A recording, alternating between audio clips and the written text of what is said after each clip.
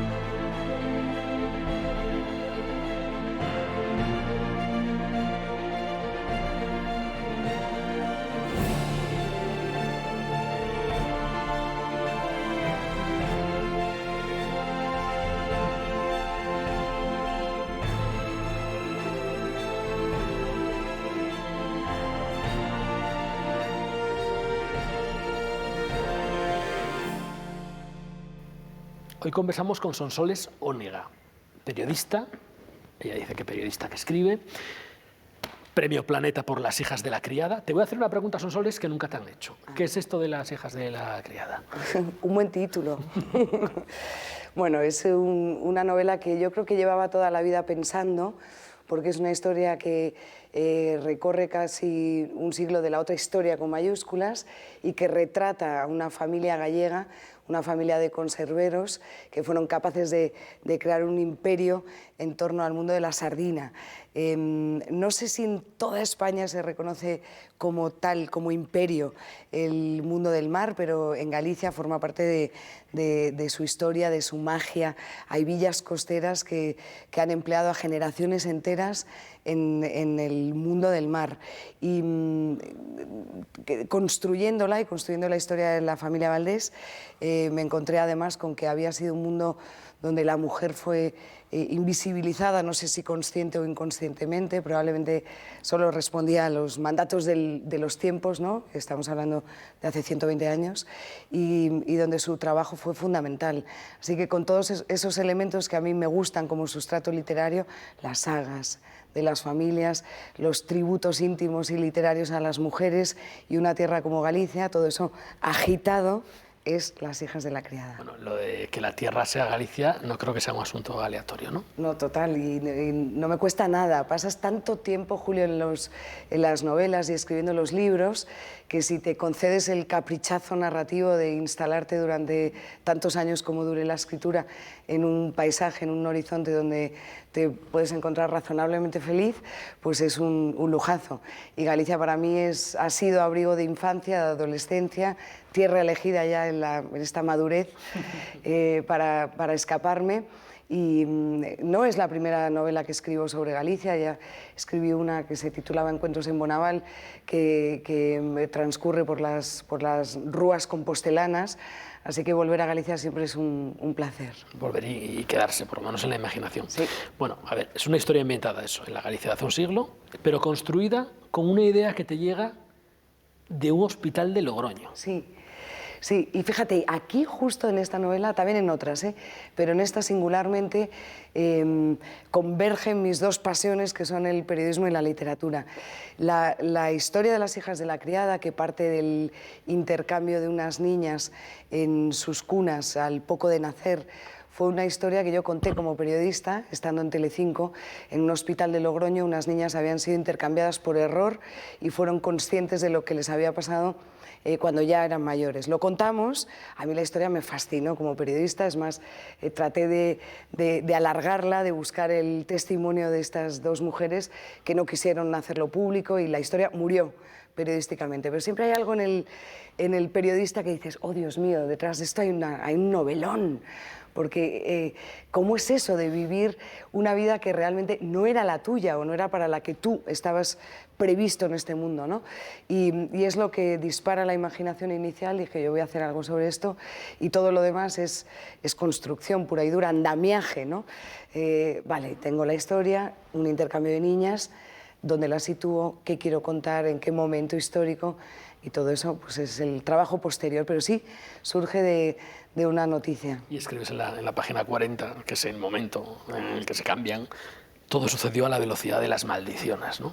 Porque hay algo de maldición en todo esto, Sí, ¿no? sí, sí, sí. Tanto en pleno siglo XXI, cuando contamos la historia de esas niñas riojanas, como en estas.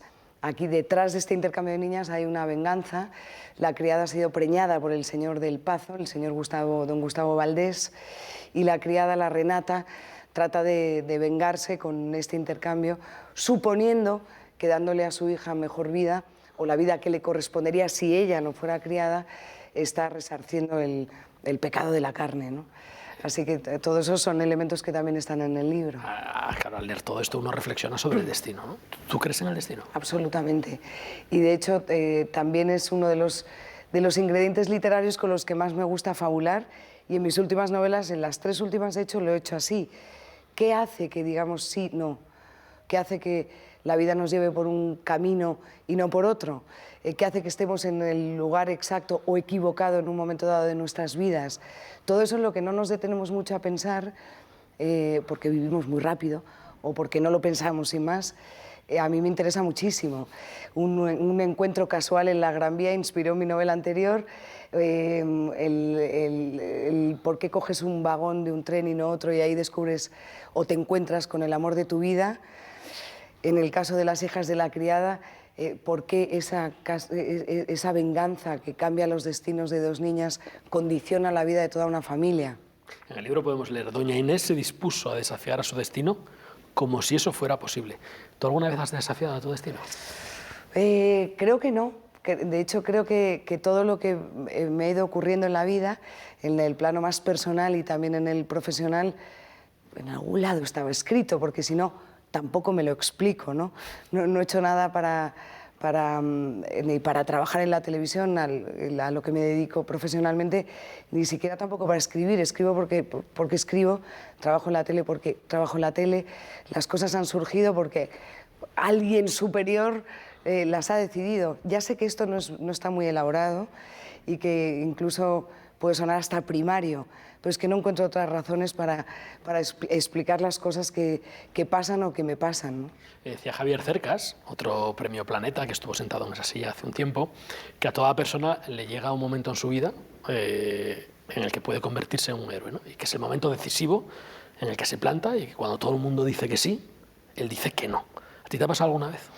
Bueno, decir que no es lo que más me cuesta, y de hecho ahora estoy en un proceso de educación de saber decir que no. No sé si se refería a ir contracorriente, que eso me gusta en general. Con la literatura me ha pasado, porque normalmente tú haces o te dedicas a algo que te reporta algún tipo de beneficio. La literatura era escribir un taco de folios que no sabías dónde iba a acabar, ¿no? O enviarlo a editoriales que te contestaban con una carta muy amable diciendo que eso que habías escrito tú, creyendo que eras escritora, no cuadra en su colección, ¿no? O sea, y tú sigues peleando contra los noes que te rodean y contra los que tienes que rebelarte, ¿no? No sé si Cercas se refería a eso, pero en mi caso decir no a veces está también bien. Otra frase del libro. La historia del hombre es la historia de sus amores. ¿Tú lo ves así? Sí. Y en muchos amores, de hombres y mujeres, me refiero ahí a los hombres como los seres humanos, los escriben sus amores. Y los grandes errores se pueden cometer por una mala elección en un momento dado. En esta novela, desde luego, lo está. Hay una maldición también sobre la familia Valdés, en la que los hombres se han equivocado con las mujeres a las que se han acercado. Así que lo creo. No me ha pasado, o sí, pero he debido remendarlo. Otra. Le dice la madre de Leopoldito cuando va a cumplir 13 años: no te acostumbres a la felicidad, porque es una rareza en esta vida. Lo dice alguien que ha sufrido muchísimo. Doña Inés es una mujer que a mí me ha dolido creándola y que los lectores ahora me dicen que también les duele leyéndola. Es decir, que en ese sentido a doña Inés no le cuesta decirle eso a su hijo, y tampoco me parece mala forma de educar. La felicidad son instantes, son momentos, no es un estado en el que podamos vivir eternamente, y yo a mis hijos también se lo digo, ahora que viven en un mundo absurdo virtual de pantallas y filtros, está bien que sepan que esas felicidades que les rebota la pantalla del móvil son bastante artificiales y probablemente estériles. Carmen Posadas, que también estuvo aquí, dice: si todos nuestros momentos fuesen felices, no los apreciaríamos. Dice: yo quiero una vida con altibajos. Totalmente. La vida tiene un cardiograma maravilloso. Cuando estás arriba con la taquicardia de felicidad, pues hay que saber disfrutarla, pero luego también hay que descubrir la fertilidad de los momentos de tristezas, que son los que a veces te permiten ver el otro ángulo, ¿no? Yo, pese a mi forma de ser, dicen optimista, bla, bla, bla, bla, bla, no te creas, encuentro más fertilidad en los momentos de recogimiento y de soledad que los de tumulto y ruido, ¿no? Así que, bueno, pues probablemente mis personajes destilen todo eso, porque son hijos de esta madre. ¿La literatura sale de la tristeza? Yo creo que en parte sí, cada uno lo vive a su manera, ¿no? Y cada uno escribe por razones que solo él o ella comprenden, ¿no? Yo sí he escrito siempre como válvula de escape, como manera de profundizar sobre mis propios pesares y dolores, y he encontrado en la literatura siempre una tabla de salvación, también como lectora. En los libros están las salidas de emergencia, siempre. Abras un libro, por donde lo abras, encuentras una frase que en cierto modo te redime hasta de los malos pensamientos que tu cabeza es capaz de generar, ¿no? Así que para mí la literatura es eso. Es verdad que no sé escribir feliz, no sé. Tampoco es que mis libros sean para llorar, ¿no? Pero sí que me gusta profundizar en la parte más oculta del ser humano a través de los personajes que lo cuentan, porque de destellos están las redes llenas, ¿no? Y cuando estamos felices lo disfrutamos, y cuando no estamos felices es cuando nos desahogamos de alguna manera con el folio, ¿no? Sí, total, y cada uno lo hace como buenamente puede. La creación es una manera de hacerlo, de desahogo, pero supongo que cada uno tendrá el suyo. Hay quien se sube en una bici estática y se pasa 45 minutos sudando y haciendo spinning, pues también está muy bien. Oye, le dice doña Lora a su hija doña Inés: si no puedes soportar la respuesta, no hagas la pregunta. Sí, es un mandamiento casi vital, ¿eh? ¿Te ha pasado una vez? Sí, claro, todo el rato. Hay preguntas que yo no me atrevo a hacer en mi entorno más íntimo, porque lo que tienes que saber es si puedes soportar la respuesta. Y creo que eso es extrapolable al común de nosotros, ¿no? Del ser humano en general. Seguro que hay preguntas en su familia que no se atreve a hacer, preguntas a su pareja que conviene no hacer si no eres capaz de soportar la respuesta. Así que sí, me pasa. Como periodista no, ¿eh? Como periodista las haces. Las hago todas. En la vida... Es el único poder que tiene el periodista, ¿eh? Hacer preguntas. Que no está mal. No está mal, ¿no? Es un poder inmenso. Tú disfrutas mucho más haciendo preguntas que Muchísimo más. ¿no? Yo en esta silla en la que me ha sentado Julio, yo me encuentro incómoda. A mí me gusta hacer preguntas, y eso lo descubrí en el pasillo del Congreso de los Diputados, que un sitio estrecho, angosto, aunque en la tele parece más grande, y nuestro poder era acercar un micrófono al presidente del gobierno de turno, ¿no? y dices, madre mía, es para lo único que valemos, pero qué poderosos somos, ¿no? Oye, ¿te notas más madura que hace seis novelas? Sí, claro. Claro, cada novela ha sido un aprendizaje, ¿no? De los errores de cada novela he llegado a Las hijas de la criada, donde probablemente podamos identificar miles y millones de errores que trataré de subsanar en la siguiente. Pero en la literatura soy absolutamente autodidacta, ¿no? Creo que he aprendido a escribir escribiendo y equivocándome, leyendo luego lo que se ha escrito de cada uno de los libros o escuchando a los lectores, que son los que te ayudan a armar tu propio relato. Te confieso, Julio, que he empezado a saber quién soy y para quién escribo con esta novela. Probablemente porque la potencia del planeta te lleva a tener un contacto más grande con los lectores, ¿no? No diría multitudinario, porque aún no somos estrellas del rock. Yo sí lo pretendo, me apetece llegar a muchísima gente, pero escuchando a los lectores, de repente te empiezas a armar en lo que haces. Y he descubierto que los libros son también una inmensa compañía en una sociedad de solos y de cada vez más solos y de cada vez más soledades. Y esas señoras que se acercan a la mesa de firmas y te dicen que han lamentado acabar el libro porque ahora no tienen con quién hablar, me ha estructurado mucho para saber qué hago y para qué lo hago. Y está siendo una experiencia, la verdad, que muy gratificante y muy enriquecedora, porque realmente nunca sabes ni para quién escribes ni para qué. Y lo hilo con una respuesta que te daba antes. Durante muchos años escuché que me decían, no pierdas demasiado el tiempo escribiendo, ¿no? Dedícate al periodismo, que es el que te paga la hipoteca. Y yo resistí ese punto de resistencia que siempre hay que vencer en la vida, hagas lo que hagas, ¿no?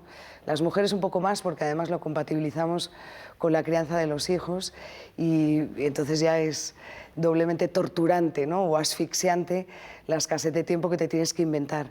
Pero sí, claro, de la primera novela, que se llamó Calle Habana, esquina Obispo, precisamente inspirada en La Habana y situada en La Habana, en una esquina y en una calle muy concretas, Habana, esquina Obispo, desde aquella hasta esta no han llovido páginas y tachones y noes, y también algunos síes y algunas buenas noticias, como otros premios que he recibido con novelas, ¿no? Así que es una carrera de fondo muy larga, muy lenta, porque yo tardo mucho en escribir, evidentemente por la escasez de tiempo, así que te lo tienes que tomar como algo en lo que tú inviertes personalmente para seguir adelante, si no, no merecería la pena, supongo. Dices que vas enmendando errores a medida que van pasando las páginas que vas escribiendo. ¿Tú crees en la alquimia del libro perfecto, en la fórmula del Ojalá libro existiera, magistral? Tampoco... fíjate que los dos nos dedicamos a la tele, que no tiene tampoco manual de instrucciones. No sabemos por qué un programa funciona o por qué no, porque una novela se lee y por qué otra no, siendo a lo mejor una técnicamente mejor que otra. Hay una tarea de seducción constante en cada página, ¿no?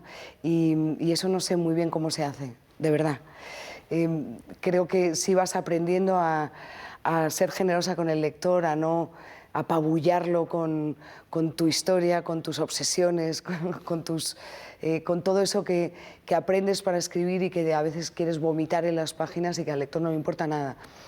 Y vas aprendiendo a construir las historias, ¿no?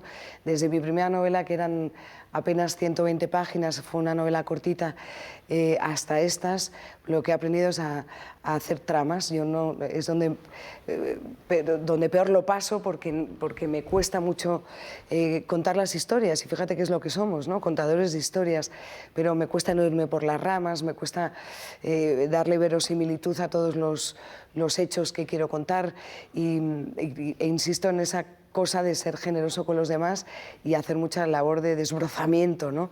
y de tala de lo que quieres contar. Y luego, a mí creo que soy muy barroca escribiendo y admiro profundamente a los anglosajones, que son capaces de hacerte llorar en una línea sin adjetivar nada, y a mí eso me cuesta todavía.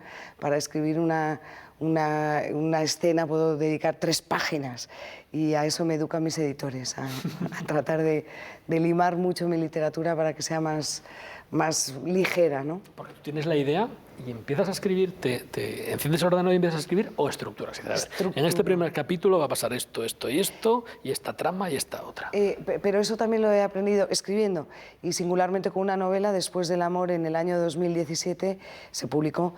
Con esa novela aprendí a estructurar por fin, y te explico por qué. Era una novela basada en hechos reales, una historia de unas señoras que aún viven, que me contaron la historia de su madre, que se enamora casualmente de un militar con el que coincide en un vagón de tren en un trayecto corto de Barcelona a La Garriga. Bien, al tener que ser tan rigurosa con los hechos y tener que contar una historia real, me ayudó a escaletar, que es un término que utilizamos mucho en la televisión, las escaletas de tele, es como la pauta que siguen los temas, y por primera vez, y era la quinta novela, hice una escaleta de lo que quería contar, y aquello me ayudó muchísimo, porque con la siguiente también lo hice y con esta también lo he hecho. Y ahora que estoy trabajando en la nueva, he empezado ya a hacerlo así, a organizar bien lo que quieres contar, sobre todo por no divagar demasiado, ¿no?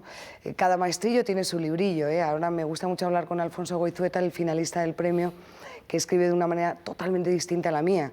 Él escribe todo primera y además a mano, no sé si lo cambiará, pero de momento escribe a mano, y luego empieza a limpiar y a pulir y a alargar. A mí no, yo escribo cada capítulo según lo estructurado antes. Alfonso Goizueta, que estará dentro de unas semanas aquí en los conversatorios, él asegura que escribiendo así le da tiempo a pensar más en el libro. Sí. Dice que el proceso de escritura, al estar mucho más ralentizado, asegura que sea más solvente el libro. Sí, sí, total. O sea, él tiene una técnica, para lo joven que es, ya tiene técnica, que ya en sí merece un aplauso.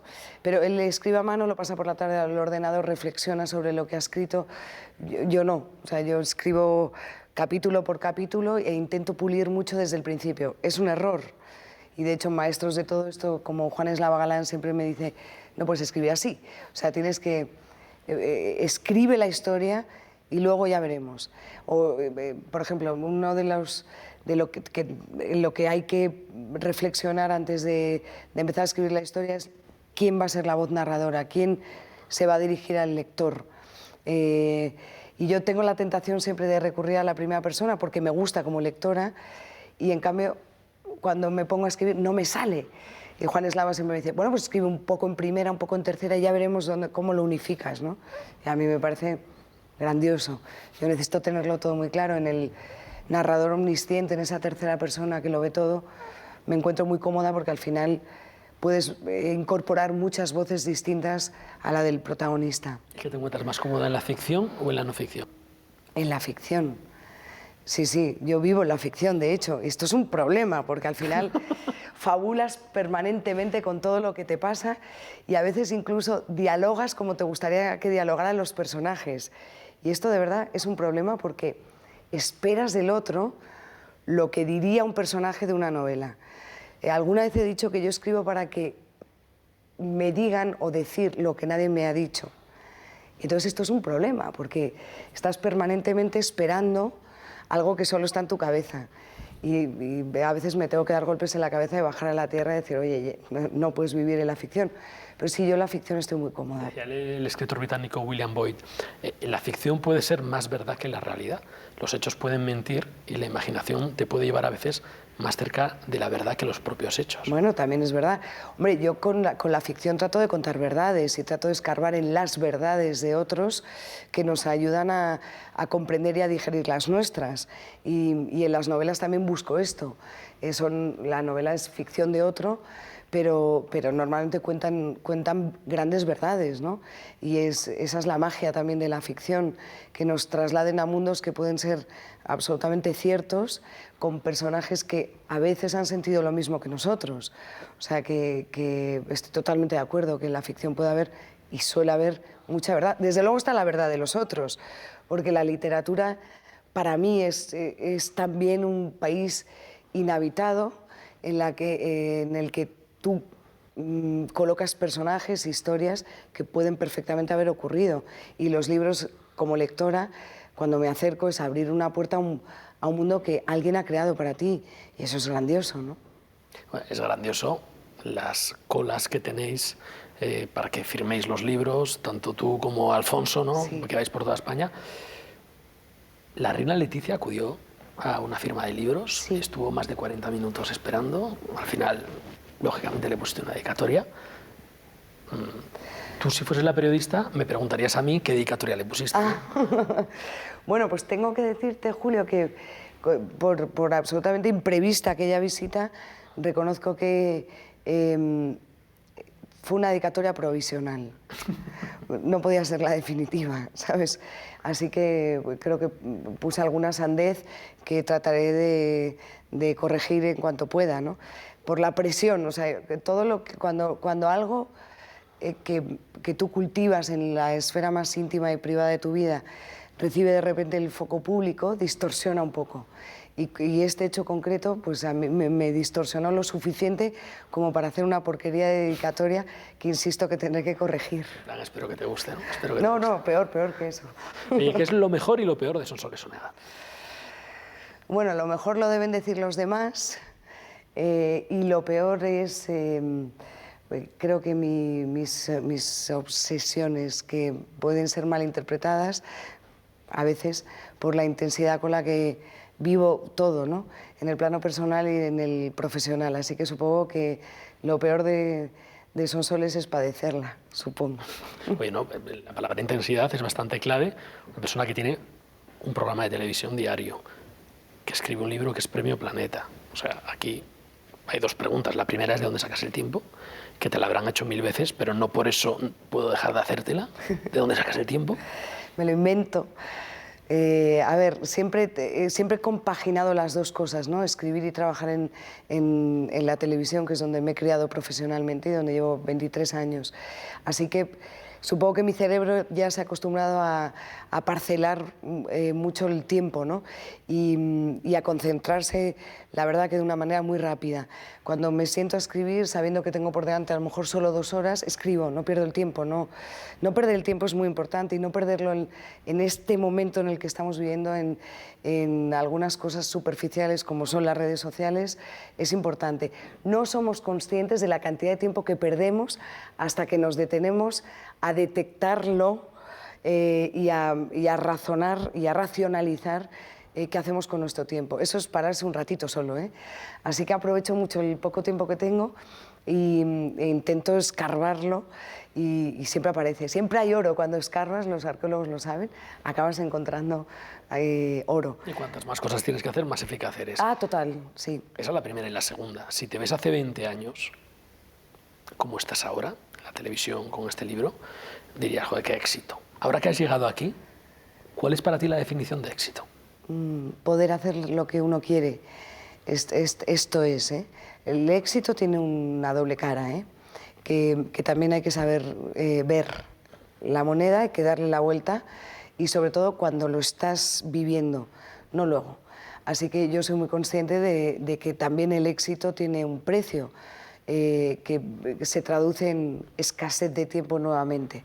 Así que yo relativizo mucho el éxito porque creo que es absolutamente pasajero, es una pastilla efervescente que sube y luego baja y deja nuevamente el agua sin gas. Así que lo relativizo, lo aprovecho para dar altavoz a aquello en lo que creo. Y con los libros yo sigo creyendo en la lectura como gran salvavidas, ¿no? Y el Premio Planeta te permite eso, pregonar la lectura no solo en cualquier formato y la venta de libros que mueve una industria brutal allí donde haya una estantería. Sonsoles, se nos ha pasado esta media hora volando. ¿Ya? Ya. Pero antes Dame media más. no, es que esto no es un programa de que yo tengo toda la tarde, aquí esto es media hora.